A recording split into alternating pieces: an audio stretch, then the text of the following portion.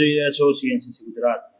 ગત રાત્રે મહેસાણા અમદાવાદ હાઈવે પર એક ફેક્ટરીમાં ભયંકર આગ લાગતા આકાશમાં અગ્નિનો જાણે જ્વાળામુખી ફાટ્યો હોય તેટલા મોટા ધુમાડા મહેસાણાથી અમદાવાદ જતા હાઈવે પર નજરે પડ્યા હતા।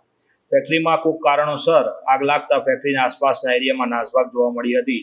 સદનસીબે કોઈ પણ પ્રકારની જાનહાનિ થઈ ન હતી। નજર નાખતા તો એવું લાગે છે કે અગ્નિનું પ્રમાણ એટલું વધુ હતું કે ફેક્ટરી બળીને ખાક થઈ ગઈ એવું લાગે છે, પરંતુ રાત્રિનો સમય હતો જેથી કરીને કોઈ પણ વર્કર્સ ફેક્ટરીમાં હાજર ન હતા, જેથી કરીને કોઈ પણ જાનહાનિ થઈ ન હતી।